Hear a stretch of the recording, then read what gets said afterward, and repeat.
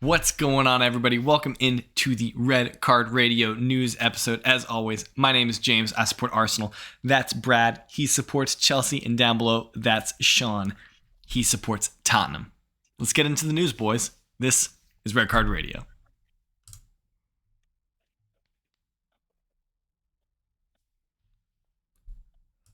What's going on, good people? So, welcome into the second episode this week of Red Card Radio. Welcome to the new format. We are here again, and of course, this is the news episode. We're going to come at you with the heavy news stories from the summer. If you've been a loyal listener over the course of the summer to Red Card Radio, you will probably this might be a recap for you. Some of the things you've heard before, but this is going to kind of be our one main news source about transfers, other football tournaments that have been going on this summer, and then maybe a comment here or there from some folks about what we've been talking about. But boys, where I want to kick it off tonight, I want to talk about transfers.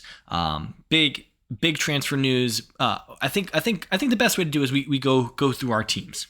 Just kind of, as everyone knows, if you're a Red Car Radio listener or if you're new here, we of course support different clubs, and so that's where the largest base of our knowledge is. We will of course talk about some other moves in the league, things like that we think are going to be particularly impactful.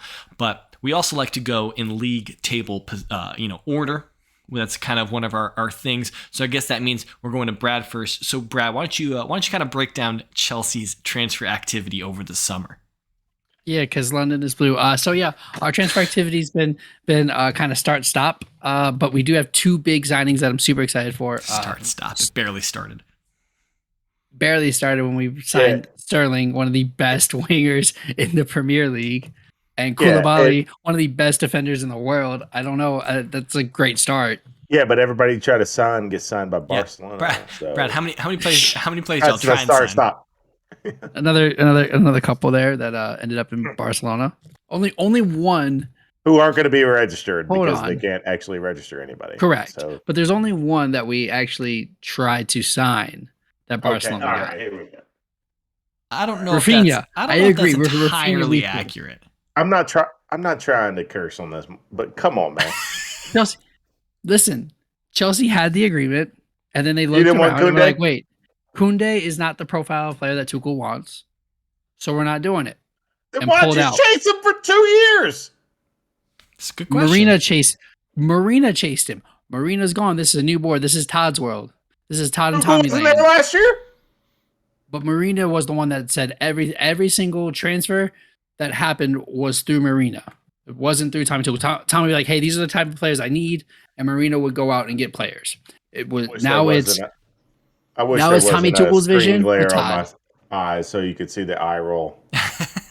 Tell me I'm wrong. Jesus. We have a brand new structure in this club, so like what we did last year doesn't really matter as much, does it? Okay. If the person at the top is completely different making the decisions, yes, that's true. We can't be beholden to what last year's hunt was for. Okay, buddy. I think Sean's point that Thomas Tuchel was there last summer as well, and you guys were still very close to signing Koundé, I think is also a valid point. I think that's a valid point. I think we need to be a little bit more specific about Chelsea. So Chelsea had an agreement with Leeds to sign Rafinha. Rafinha chose to go to Barcelona. Chelsea had an agreement with Sevilla to sign Jules Koundé. And apparently, Chelsea essentially cooled on the deal at the very end. Essentially failed to submit the actual paperwork to Sevilla for ratification, and that deal fell apart. So Jules Koundé went to Barcelona. Now, another player that went to Barcelona that you guys were heavily linked with because you guys have been in the hunt for center forwards was Robert Lewandowski. Chelsea was linked to Robert Lewandowski. I don't know how close that conversation got because it's possible that Lewandowski's agent was just like, "Yo, he's going to Barcelona," and that's it, because that's what it sounded like all summer. Yeah, it did. That's exactly what it was. Everybody asked. That was just a link. Yeah, I would give you that one. Chelsea also did just sign a goalkeeper, right, Brad? We did. His medical should be today. His medical should be happening today. The 18-year-old Chicago Fire goalie Selenia, who has 10 clean sheets already in his first season. So yeah, super excited. Made the American, next gen American. Yes, he made, and He said no to. He has also Polish ancestry, so he could have played for Poland, and he refused their call up. So he wants to be the American goalkeeper. So that was exciting. That should be finalized by the time this airs. That should be done. No disrespect to our Polish listeners, by the way. No disrespect. I'm a Charlotte FC fan, so I'm a Polish national team fan. Yeah, There's two of our three DPs are there from it goes, Poland. Sean. There it goes. What does that have to do with anything? Have a drink of Two beer of now. our three I'm DPs, a Charlotte FC fan, so no disrespect to Poland. Two of our three designated players are on the Polish national team. We need to get out. We need to get away from Chelsea, so Brad will stop talking. Probably. All It's right. probably a Hold good on. idea. Brad, I'll take the next. 1 second. One last question, Brad. What work does Chelsea still have to accomplish in the transfer window to make you guys contenders this year? We're already contenders, but I would love to see another center back come in and some wing back coverage. All right, Sean, take us through Tottenham. No disrespect, I'm a Charlotte FC fan. God, this guy. Holy. I don't even know where to start. All right, so we got Perisic on a free. I'm still collecting myself from that one. Perisic on a free, Forster on a free. So like, you'll take that all day. Richarlison, that's for depth all across the board because he can spell Son, he can spell Kane, he can spell Kulusevski. I don't think he makes his way into a starting lineup. If he does, I'm not going to be mad. We just have rotation with that. That's cool. If it keeps him happy to be in a lineup in the Premier League one day to the next, then that's fine. Sorry. Then Basoma, great signing. The only thing I've said this before. The only gripe I have with everyone just saying Bentancur and Basuma should be our starting forwards is you're just disrespecting Højbjerg and all the work he's done for the last 3 years. Højbjerg been our engine for the last 3 years. So, I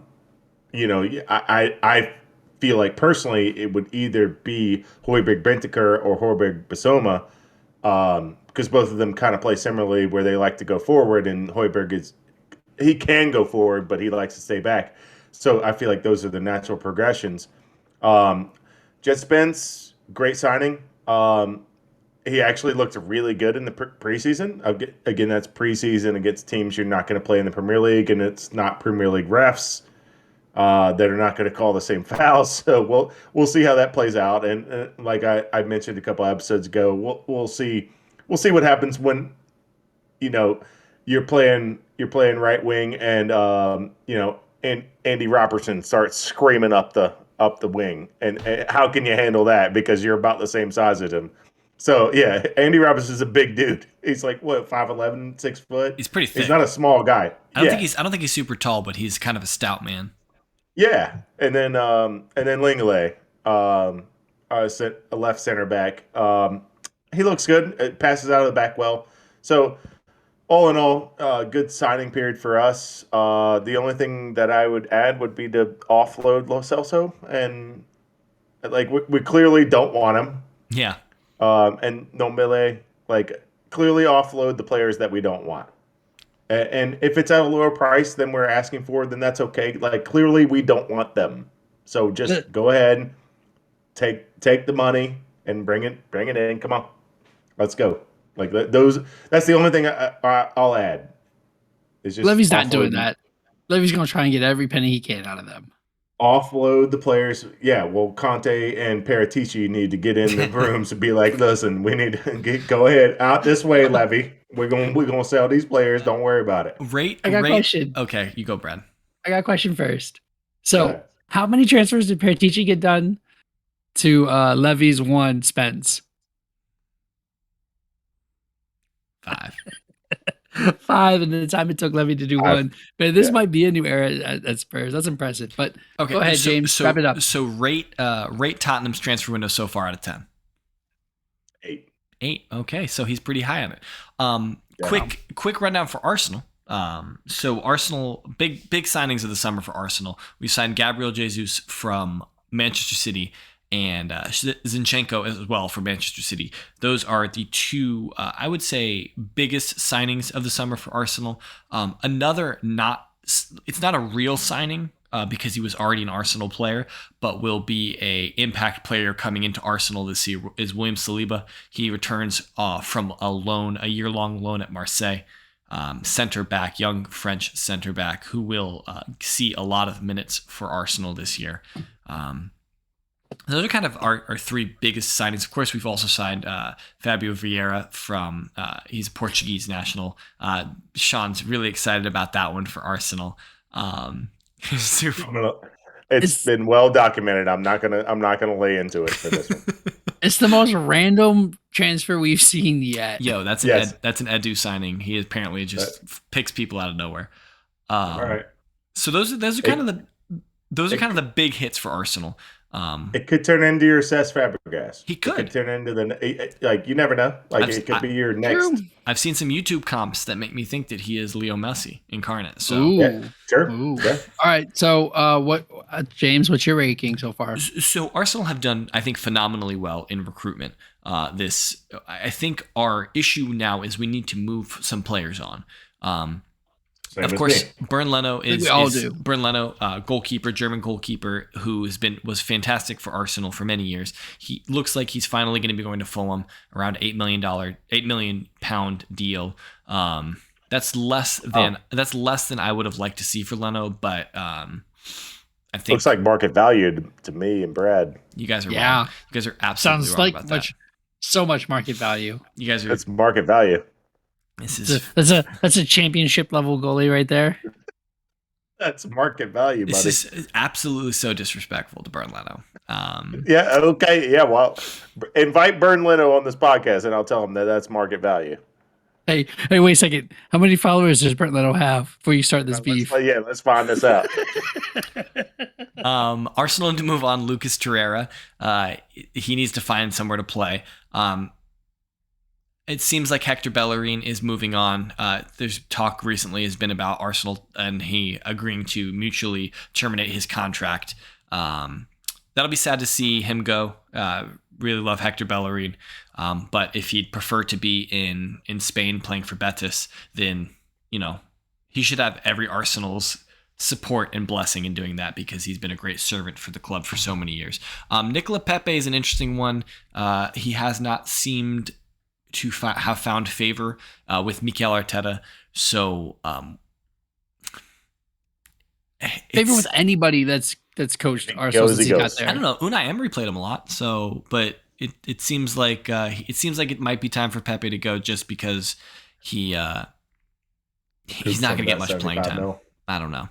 Yeah, we're going to get like $2 million for it. We're not going to get anywhere near. I saw an incredible statistic today that said Sven Mislap, who was our previous head of recruitment before the new Edu regime kind of came in, had spent like 126 million or something like that on players, and we have made money on. We're gonna recoup 26 million in sales, and we've made money on 2 players or something like that. It's insane, and that does not include Nicola Pepe. By the way, he was a different head of recruitment. So Arsenal have been terrible in selling players.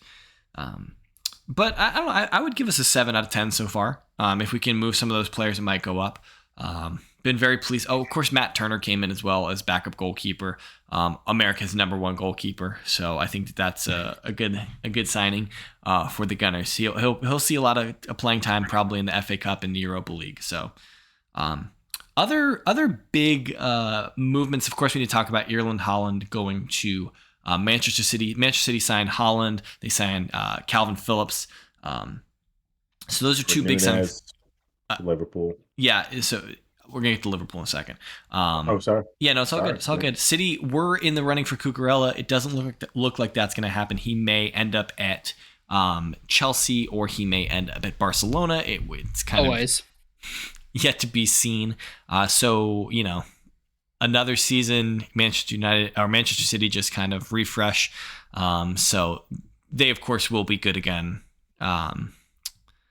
Then Darwin Nunez at Liverpool is a big marquee signing for Liverpool. Spent £100 million on him.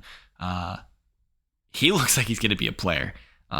Liverpool have found themselves a very obvious replacement to Bobby Firmino, and he is going to score a lot of goals for Liverpool. Yep. And they replaced Mane last year with Luis, so Yeah. Other big hits, and this kind of goes into Jimmy's comment. Jimmy left us a comment on last week's video. He was talking about we've been talking about United and Erik ten Hag, who was Manchester United's marquee signing this summer as a new manager. Erik ten Hag coming from Ajax, but Jimmy was talking about keeping the locker room and how it's really not necessarily like keeping players specifically in the squad. It's about being on good terms with the players, and so he can maintain the support and the backing of the players, so they'll be remaining willing to playing for him. Speaking of which, I don't know if like Cristiano's really unhappy. Like he played the first 45 minutes of their game when he said the king is back on Sunday, and then homie left before the game was over. Yeah, that's subbed out at halftime and then left. Like it's such a volatile situation at Manchester United. Now they've of course signed Christian Eriksen and Lisandro Martinez from Ajax. And trying to get Frankie De Jong. It's exactly what I was talking about though. He's saying no, you just want the backing of the players and the team. No, you're trying to bring in players that will have your back. Yeah, like that want to play for you. Like it's that. So he's arguing with my point. He's trying to argue against it, but he's arguing with it. No, yeah. If you don't want to play here, get out. I think Conte's doing the same thing. Like if you don't want to play here, that's fine. I'll ship you out. No big deal. Like I'm not. No offense to you, but if you don't want to do this, then that's fine. Yeah, you'll go somewhere else. Arteta did the same thing at Arsenal, but it's also important. Like if you listen to Arsenal players now, the way that they talk about Arteta, they kind of act like he is walking on water. So I think that's kind of what Jimmy's point is that like keeping the locker room happy. Yeah, will his kind of more, I don't want to say authoritarian, but more like stern attributes turn some of those players that would be willing to play for him against him? I don't know. It's possible. You're not going to get that. You're not going to get that this half of the first season. Yes, it's going to be many series. It's going to be a tough couple seasons. Maybe next fall, maybe next spring. Yeah. But you're going to start to see that roster turn over to players that if they give them that long. Yeah, they need to. But that's what I was saying is you need to bring in Ten Hag players. I mean, of course, there's been other movements in the league, but. If we're being super honest with ourselves, Henderson's getting playing time. I think that's the only big one that's for Sean. Henderson getting playing time, and Lingard in at Forest. But I think that's all I got. Red Card Radio collectively believes that these are the heavy hits in the Premier League this summer. Joel will probably have a couple from Newcastle. Certainly. I think he's hoping for a Werner and a the other one. There's some linkage. We got Werner and Madison are linked to good old Newcastle United. That'll be interesting. There's no way that Joel is looking forward to Timo Werner coming to. He is. He said that gets him top chance. 8. I don't believe it. What other news is out there, guys? What should we talk about? Well, I think it is time for our season-wide F1 update since we are at the halfway break, boys. We haven't even talked about the Formula One all season. We're bringing it back. So here's what we've got: the Formula One breakdown since maybe in about a couple of weeks when Tottenham are in the bottom half. We're going to be switching to Formula One anyway. So let's just go ahead and get it started. So after a blistering start to the 2002 season, there's two-horse race has been kind of slowed a little bit as the horses of Ferrari have slowed to a trot. They slowed down a little bit, hit a little bit out of the gate. They won 2 out of the first 3 games. I'm still in soccer. I'm still in football mode. 2 out of the first 3 races, and then Red Bull tore off 6 straight in a row. 5 by Max Verstappen, 1 by Sergio Perez. Look at this guy. What a clown. Hey, wait a second. Red Card Radio listeners, if y'all remember last year, I did not have a horse in this race. I did not pick an F1 team. But, So he picks the horse that doesn't have a horse. So I You could picked. have picked Ferrari that has a I, horse. I picked. That's true, but in Chelsea fashion, I had All to right. pick the richest club. So I Max went Red Bull. Verstappen. Max Verstappen ain't stopping. Yeah. Anyways, so in those 6 races plus the 2 following, which Ferrari ended up winning, that entire season there has been 4 races that Ferrari drivers have not. Both of the drivers had not scored points because there was a couple of DNFs for each of them. That's not pinning any blame on either driver. Each of them had a couple of DNFs. So what that has allowed is a resurgence for Mercedes. There we go. And with the consistent, there was a stretch at the beginning, James, I know. where George Russell had 7 races in a row of finishing in the top 5 to start the year, and then he had 1 DNF to disrupt that, which I disagreed with because that was the race where Zhou went in aggressively into the wall, and there was concern whether he was alive or not, and George Russell was involved in that altercation and unstrapped himself, ripped all of his gear off, and ran over to the car. And they granted him a DNF because they picked up his car before he got back to it. And I agreed with George Russell on that one that he should have been allowed to get back into his car and race because his car was drivable. He went to go to his compadre to see if he was okay. He did an honorable thing, and he got He did hit. an honorable thing. He got hit with Yes. the rule book, which With is the rule book. which is unfortunate. But Unfortunate. he certainly did the honorable thing.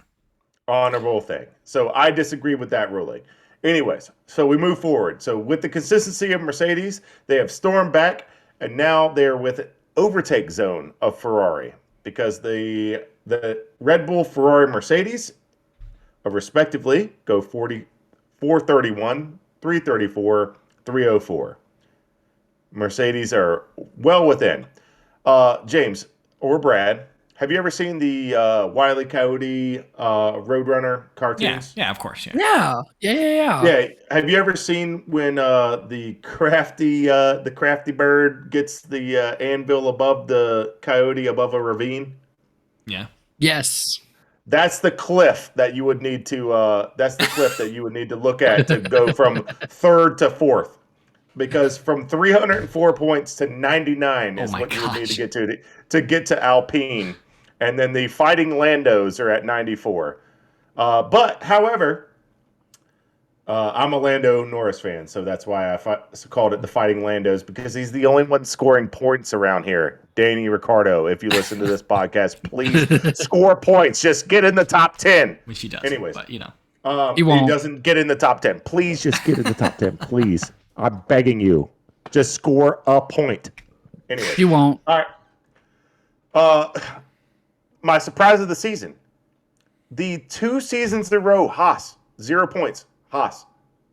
They have scored 0 points 2 seasons in a row. Mm-hmm. They're firmly in 7th. Firmly. That's good.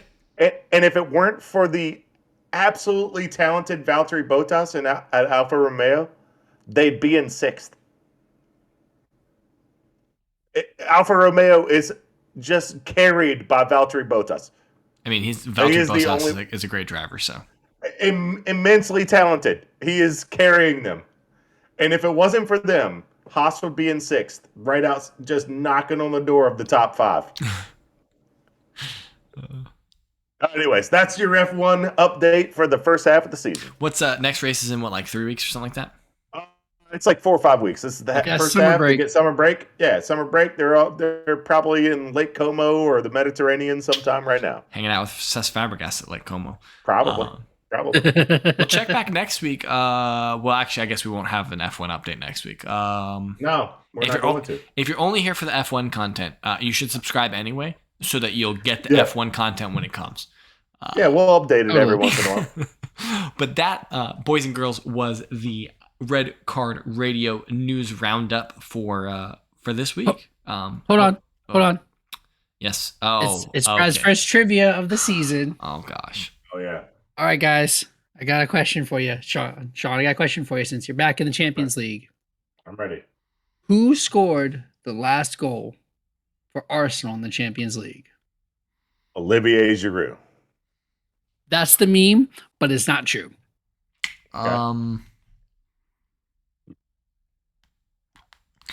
James? So my heart wants to say Alexis Sanchez. Wow. But the hint you gave me before we started recording tells me that's Aaron Ramsey. Wow.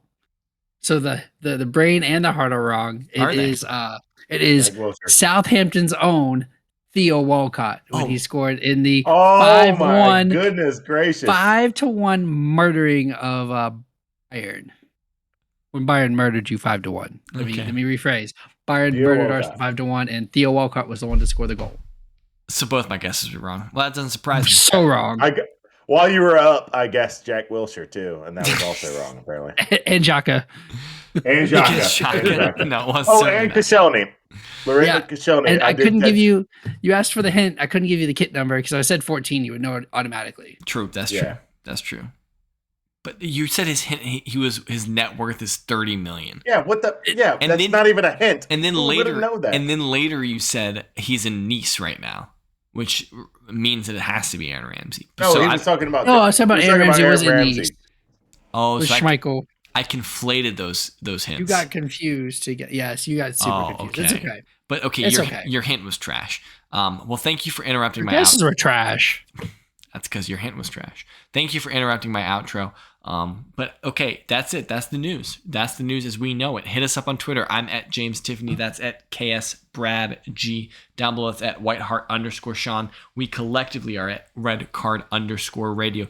Hit us up on Twitter. Leave us a comment in the YouTube videos. And if you're listening on a podcast on one of the audio versions, let us know what you think of this new kind of format we have for you, coming at you with 3 separate episodes each week. Either reach out to us on Twitter, hit us up on the YouTube comments, or drop us an email at info.redcardradio@gmail.com. We'd love to hear from you. There's not a great system for us to hear from our podcast listeners, but we'd love to know what your opinions of this new format is. But until next time, that's the news. Have a good one.